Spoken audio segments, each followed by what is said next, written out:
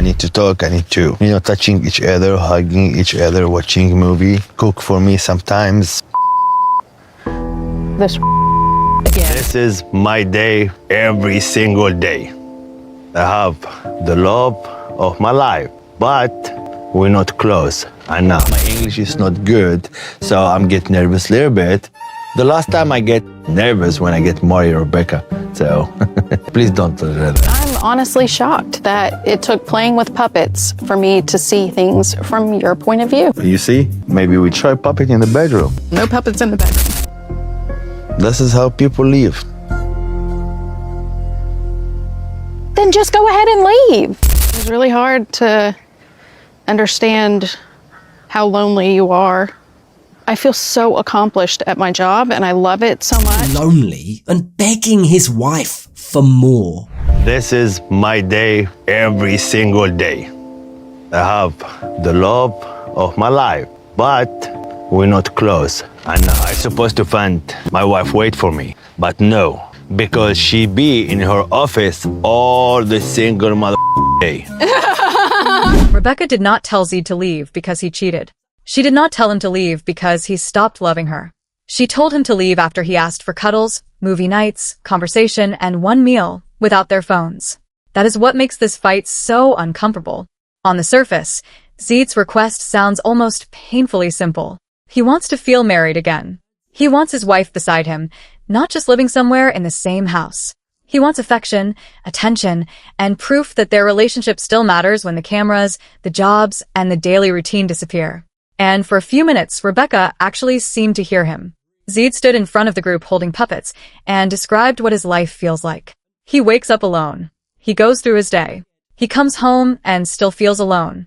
Rebecca works long hours, returns exhausted, and the two of them barely connect before the same routine starts again. Rebecca admitted the performance touched her. She admitted her work schedule was hurting the marriage. It looked like they had finally broken through the wall between them. Then Zied mentioned cooking. And suddenly, Rebecca was no longer hearing loneliness. She was hearing control. She heard a man telling her to work long hours, help pay the bills, and then come home to prove she is a real wife. Zied believed he was asking for love. Rebecca believed she was being judged for not serving him. That is why this argument was never really about dinner. It was not about a movie. It was not even about a phone sitting on the table. It was about two people who no longer trust the meaning behind each other's words. Zied says, "I miss you." Rebecca hears, "You are failing me." Rebecca says, "I am working for this marriage." Zied hears, "Everything else is more important than you."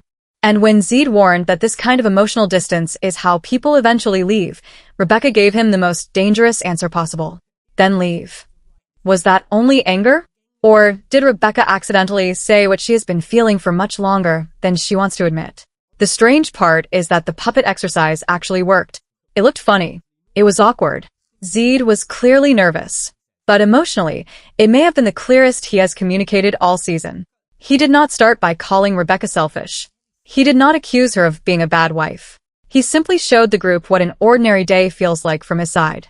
He wakes up without closeness. He spends the day away from Rebecca. He comes home hoping to reconnect, but she is busy, tired, distracted, or ready for bed. He is technically married, but emotionally, he feels single. That is not one bad evening. That is loneliness becoming a lifestyle. And loneliness inside a marriage can hurt more than loneliness outside one, because the person you want is right there. You can see them. You can speak to them. You may even sleep in the same home. But emotionally, they still feel out of reach.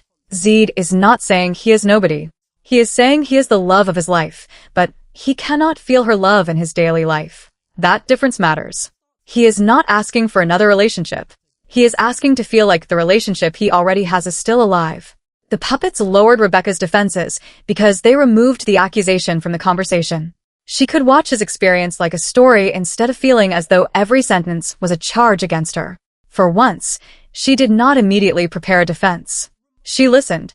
That tells us their biggest communication problem is not only language. It is emotional threat. The moment Rebecca believes Zied is judging her, she stops listening for the feeling underneath his words. She starts searching for the attack. And the moment Zied believes Rebecca is not listening, he becomes more frustrated, more direct, and more likely to use words that confirm her worst fear. They keep creating the reaction they are trying to avoid. Zied expects Rebecca to dismiss him, so he pushes harder. Rebecca expects Zied to criticize her, so she reacts before he finishes. Then Zied feels ignored. Rebecca feels attacked, and both walk away convinced that the other person proved them right. But during the puppet scene, that cycle paused. Rebecca admitted she finally understood how lonely he was.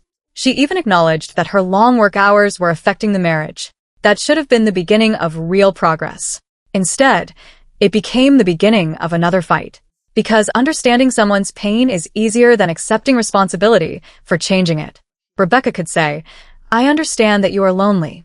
But when the conversation became, "Now we need to change our routine," her empathy quickly turned into defensiveness.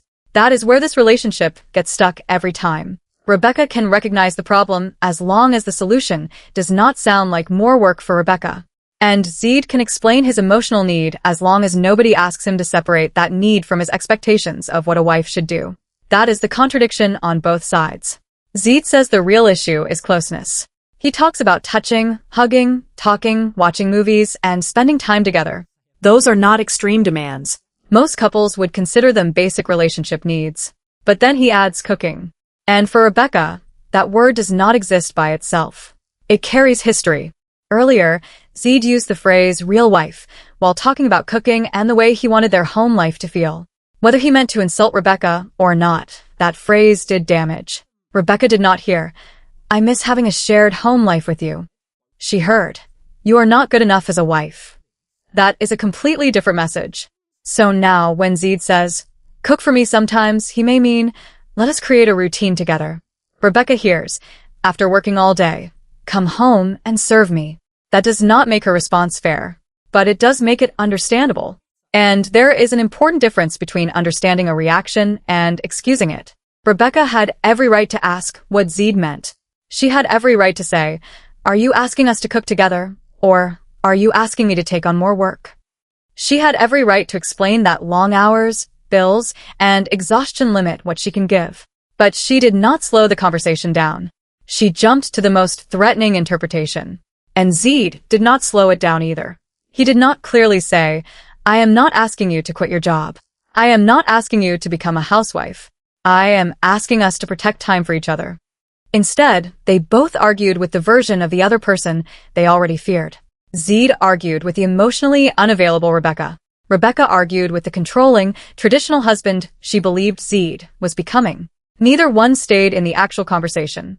That is why the fight grew so quickly. Zied said he wanted connection. Rebecca answered as though he demanded obedience. Rebecca said she was under pressure. Zied answered as though she was saying the marriage did not matter. And suddenly, they were no longer discussing how to spend one evening together. They were defending their entire identities. For Zied, this is about whether he is still loved. For Rebecca, this is about whether she is still free. That is why something as small as a phone becomes emotional dynamite. To Zied, the phone represents distance. It is another object sitting between him and his wife. To Rebecca, being told to put down the phone sounds like another person controlling what she does after a long day. To Zied, cooking represents shared life. To Rebecca, cooking represents an old-fashioned gender role she does not want. They are not fighting about objects. They are fighting about what those objects symbolize. And money makes everything heavier. Rebecca talks about working long hours and helping keep the bills paid. From her point of view, work is not separate from the marriage. Work is one of the ways she supports the marriage. Every long shift may feel like sacrifice. Every exhausted night may feel like proof that she is doing what has to be done. So when Zied complains about her schedule, Rebecca may hear that he is erasing everything she contributes. She may be thinking, "You enjoy the stability this work creates, but now you are criticizing me for creating it." That is a real source of resentment.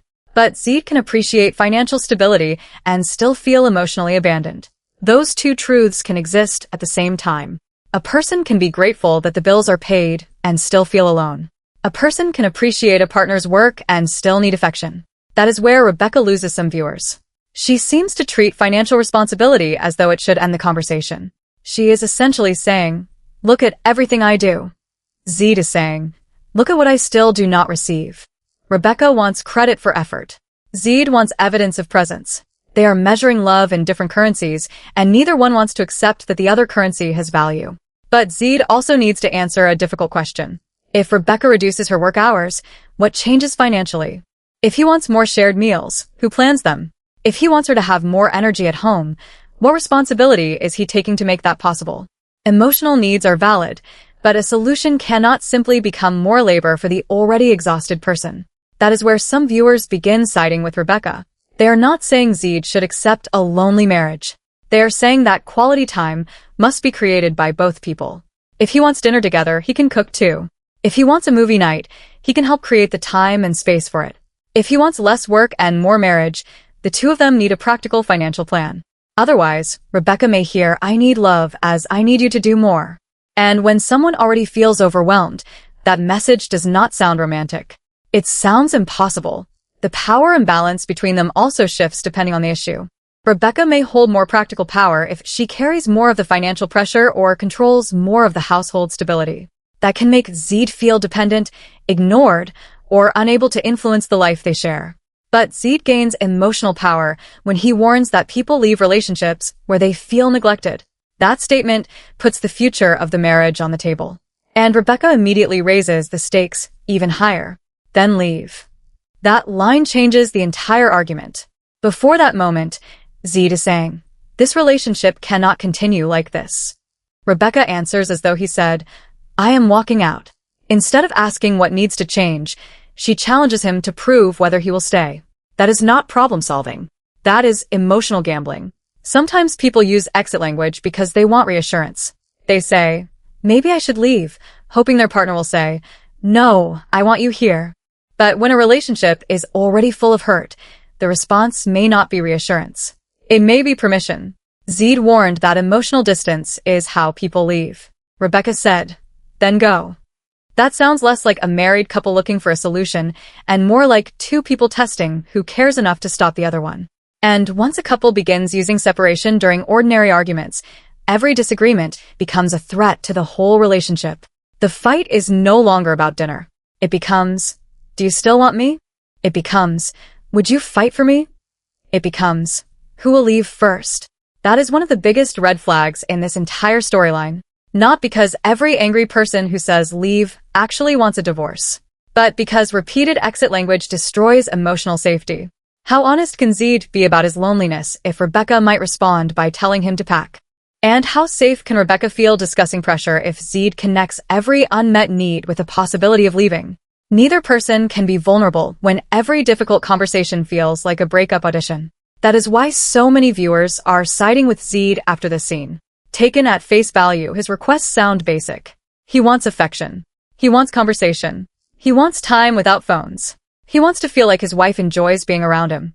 Many viewers are saying Rebecca's reaction felt cold and wildly out of proportion to what he asked for. Some fans feel the puppet scene showed Zied at his most vulnerable. He was willing to look awkward in front of the group to explain something painful. He used humor instead of anger. He described loneliness instead of attacking Rebecca's character. For viewers who already believe Rebecca becomes defensive too quickly, this moment feels like proof that even the gentlest delivery will eventually be turned into a fight. But another section of the audience is looking at the history, not just the scene. Those viewers remember the real wife comment. They remember the connection between cooking, marriage, and traditional expectations. They believe Rebecca is not reacting to one harmless request. She is reacting to a pattern. From their point of view, the issue is not whether couples should spend time together. Of course they should. The issue is why the solution keeps returning to what Rebecca should provide. Cook for me. Spend more time with me. Put the phone down. Work less. Those requests may sound loving from Zied's side, but from Rebecca's side, they may feel like a growing list of duties. And that is where the audience splits. Pro-Zied viewers see a lonely husband asking for the bare minimum. Pro-Rebecca viewers see an exhausted wife being told that her financial effort still does not make her a good enough partner. The strongest analysis is somewhere in the middle.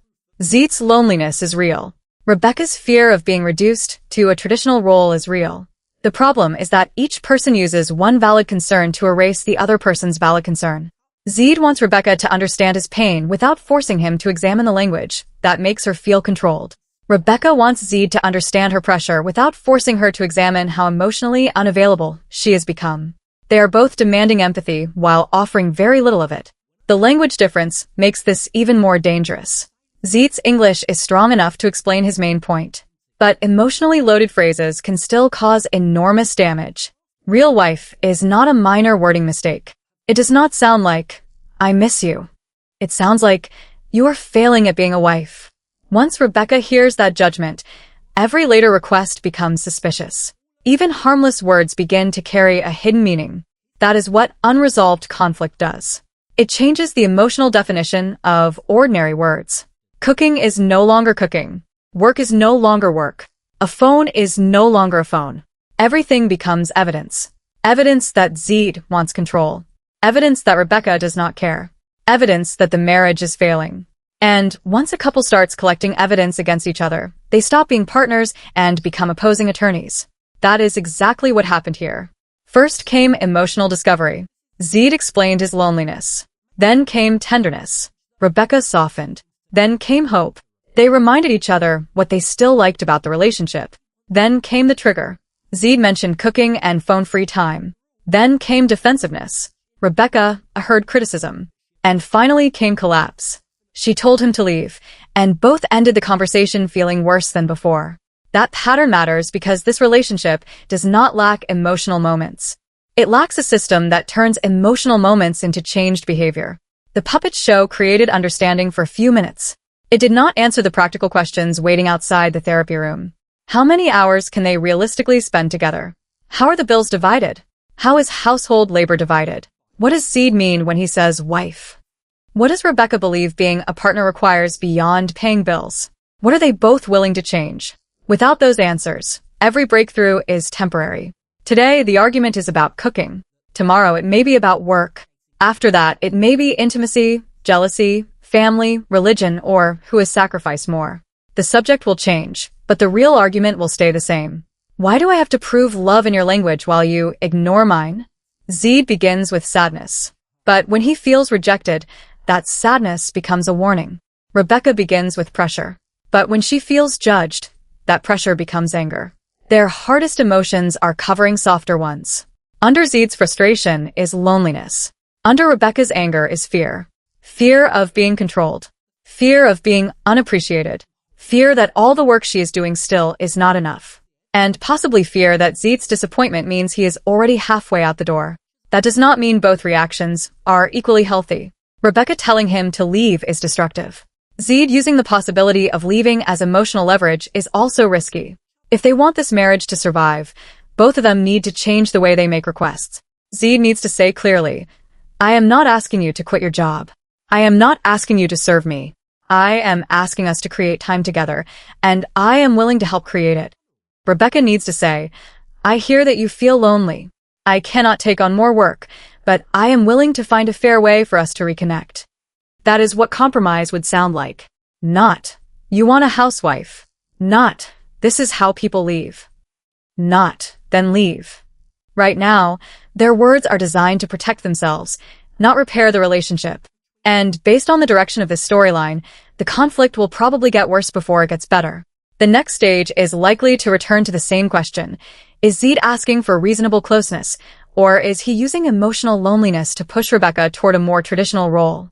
Zied may become even more direct about what he expects. Rebecca may reach a point where she says she cannot meet those expectations without losing herself. The therapists may try to push them away from vague phrases like quality time and real wife and towards specific agreements. One night a week together. Shared responsibility for meals. Phone-free time that both agree to. A realistic conversation about work and bills.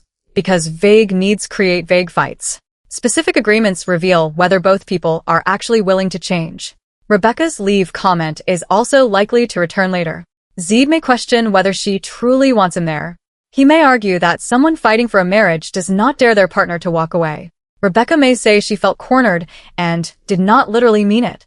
But words said in anger still become part of the relationship. Zied heard that his absence might be easier for Rebecca than his needs. That wound will not disappear because the argument ends.